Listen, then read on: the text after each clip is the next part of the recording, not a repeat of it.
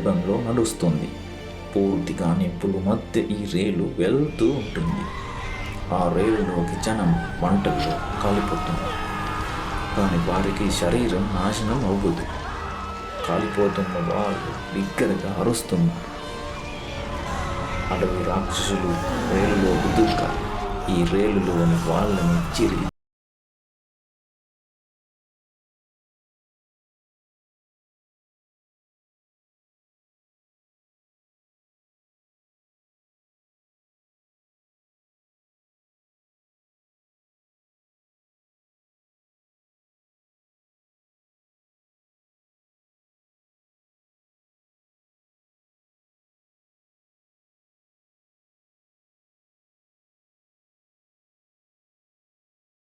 ఆగిపోయి ఉంటుంది. రైలు ఆగిపోయిన వెంటనే ఈ రైలు లోపల ఒక అందమైన సినిమా మొదలవుతుంది. ఎవరైనా గాయకుడి యొక్క అందమైన ఆల్బమ్ మరొక చోట ప్లే కావడం మొదలవుతుంది. ఇంకా అటువైపు ప్రపంచంలో ఉన్న ప్రతి ఆహారం ఉన్న దుకాణం ఉంటుంది. అన్నీ ఉచితంగా. ఇంకా మరోవైపు అందంగా కనిపించడానికి మేకప్ మరియు మంచి వాసన రావడానికి పర్ఫ్యూమ్ అమ్మే దుకాణం ఉంటుంది. మరోవైపు విలువైన ఎక్కువ స్పర్శ లభించడానికి ప్రపంచంలో ఉన్న అందరూ అక్కడే ఉన్నారు. రైలు ఆగిపోయింది. రైలు ద్వారా భూమిపైకి వచ్చిన సభ్యులకు ప్రయాణం ఎంత సమయం అయిందో గుర్తుపట్టలేకపోయారు. రైలు ఆగిపోయిన వెంటనే అందరూ కలిసి ఫిల్మ్ చూస్తున్నారు. ఇంకా మరొకరు ఆ పాటలు వింటున్నారు. మరొక సమూహం మంచిగా తింటున్నారు, తాగుతున్నారు, ఆనందిస్తున్నారు. మంచిగా మేకప్ వేసుకొని పర్ఫ్యూమ్ కొట్టుకొని అందంగా పనిచేస్తున్నారు.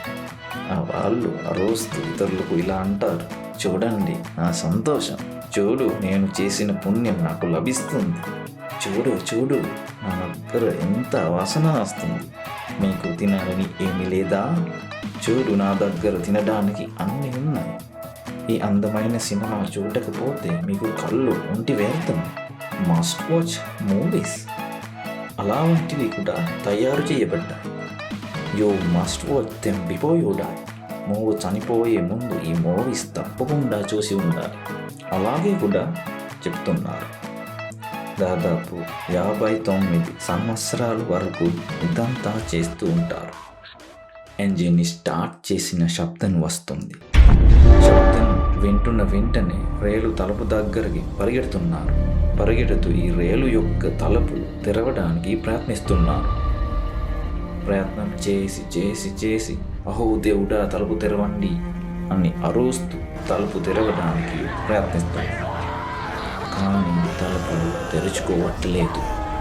ఎందుకంటే తలుపు తెరవడానికి మార్గం తెలియదు, తలుపు తెరిచే పద్ధతి తెలియదు. మళ్ళీ రైలు భూగర్భం లోపల వెళ్ళింది. కోట్ల సంవత్సరాలుగా అలాగే బాధపడి మరొక స్థానం నుండి ఆ స్టేషన్ మీద వస్తుంది.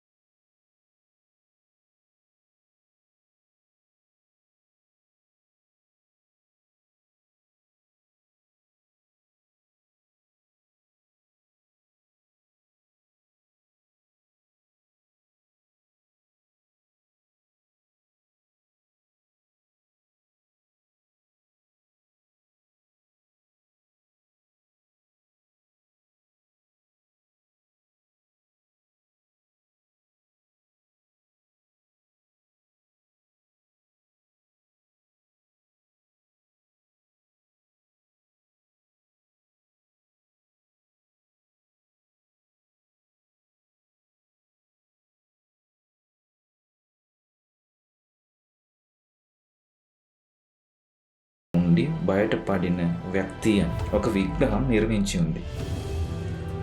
కొందరు తలుపు తెరవడానికి అస్సలు ఉత్సాహంగా లేదు.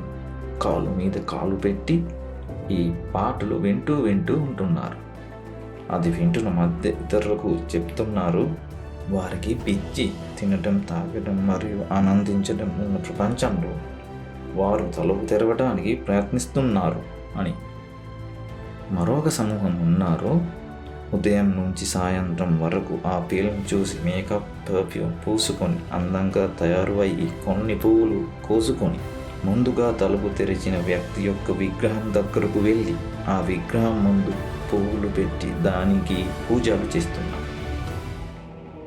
పుణ్యవంతులారా, ఒక సమూహం ఉన్నారు. వారు చాలా పుణ్యవంతమైన తెలివైన వాళ్ళు ఏమి చేస్తున్నారు? ఆయన చెప్పిన మాట జాగ్రత్తగా విని అదే విధంగా ఈ తలుపు కొంచెంగా తెరుచుకున్నారు. తెరిచి బయటికి వెళ్తున్నారు. బయటకు వచ్చిన వారికి ఆ స్పీకర్ చెప్తుంది, ఎటువంటి దుఃఖించండి, పర్వాలేదు, అవతల వైపు ఒక రోడ్డు ఉంది, దాని వైపు పరిగెత్తండి. ఈ రైలు లోపల ఉన్నవాళ్ళు బయటకు వచ్చి వెళ్తున్న వారిని చూసి ఇలాగే అంటారు, ఓ ప్రజలు పాపలు, మనలాగే మళ్ళీ ఫిల్మ్ చూడటం కుదరదు, మనలాగే ఒక అందమైన ఆల్బమ్ వినలేరు, ఇది వినని చెవులు వ్యర్థం, చూడు మనకు ఉన్న భోజనం, అదిగో వాళ్ళు ఏడుస్తూ పరిగెడుతున్నారు.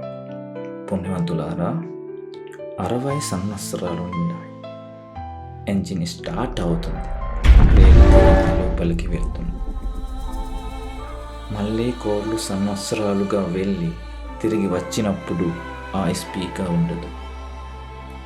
ఫిల్మ్ మాత్రమే చూడడానికి ఉంటుంది. ఈ రైలు కోర్లు సంవత్సరాలు ఒక్కసారి మాత్రమే వస్తుంది. అది వచ్చిన ఈ స్పీకర్ దానిలో ఉండటం చాలా అరుదు. లక్షల సార్లు ఒక్కసారి మాత్రమే ఈ స్పీకర్ రైల్లో కనిపిస్తుంది. పుణ్యవంతులారా, ఇప్పుడు ఆ సమస్యని పరిష్కరిద్దాం. మీరు ఇప్పటి వరకు ఈ సమస్యను పరిష్కరించారు. మీకు మంచి మెదడు, తెలివితేటలు ఉన్నాయి. పరిష్కరించడం మాత్రమే సరిపడదు. ఇందులో మీరు ఏం పాత్రధారి? మీరు నిస్సహాయులు. పుణ్యవంతులారా, మిమ్మల్ని ఆ పరిస్థితిలో పెట్టకండి. మీకు కరుణాతో చెప్తున్నారు, ఇక్కడ నుండి తప్పించుకోండి. ఈ రైలు వేచి ఉండకండి. 60 సంవత్సరాలు అయినప్పుడు మీకు ఆ తలుపు తెరవడానికి బలాన్ని కోల్పోతారు. మళ్ళీ వెళ్ళి తిరిగి వచ్చినప్పుడు ఆ స్పీకర్ ఉండదు. ఈ 91 కల్పాలలో 7 బుద్ధులు జన్మించారు. మీకు భయం లేదా? కానీ మీరు ఎలా ఆలోచిస్తున్నారు? ఈ సమూహం మొత్తం నేనే ప్రపంచంలో ఉన్న బోస్సాని. ఆ 7 బుద్ధుల నుంచి 4 బుద్ధులే ఈ మహాభద్ర కల్పంలో జన్మించారు. అంటే 90 కల్పంలో 3 బుద్ధులు మాత్రమే ప్రపంచంలో ఉన్నారు. నా శరీరం మొద్దుబారిపోతుంది. మీరు ఏమి చేసేద్దామని అనుకుంటున్నారు? మీరు ఏమి ప్రయత్నాలు చేస్తున్నారు? మీరు వదులుకోవడానికి ఏమి ప్రయత్నిస్తున్నారు? తథాగతుడు జన్మించిన సమయం యొక్క స్వభావం. మీరు ఏ అపరాధం చేసుకోవడానికి ప్రయత్నిస్తున్నారు? ఈ రైలు ఆగిపోయి ఉంటున్న 60 సంవత్సరాలు అంటే మీరు జీవిస్తున్న మానవ జీవితం. ఈ రైలు భూగర్భం నుంచి వచ్చిన సమయం వరకు మీరు 4 నరకాల్లో ఉన్నారు. దురదృష్టవశాత్తు మీకు పైకి వచ్చినప్పుడు 4 నరకాల్లో ఉన్న విషయాలు మీకు గుర్తుండవు. అప్పుడు రైలు లోపల ఉన్న అసత్పురుషులు మీకు ఫిల్మ్, పర్ఫ్యూమ్, పాటలు చూపించారు. దానిని చూసి వినోదంగా ఉండండి అని. ఇప్పుడు మీరు జీవితంలో 20 సంవత్సరాలు, 30, 40, 50, 60 సంవత్సరాలు గడిపిస్తారు. ఆ కాలం అంతా రైలులో కూర్చున్నట్టే ఉంటుంది.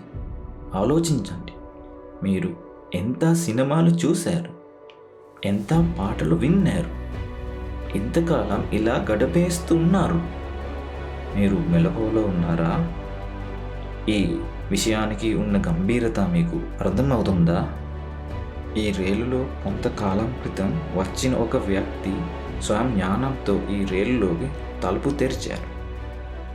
తెరిచిన పద్ధతి మంచిగా తెలుసుకున్నాడు. ఇంకా ఒకరు స్వయం జ్ఞానంతో తెరిచారు, కానీ తెరిచిన పద్ధతి సరిగ్గా తెలుసుకోలేదు, కానీ తలుపులు తెరిచారు. మరొక సమూహం మంచిగా తెలుసుకుని తెరిచిన వారి దగ్గర నుంచి నేర్చుకున్నారు.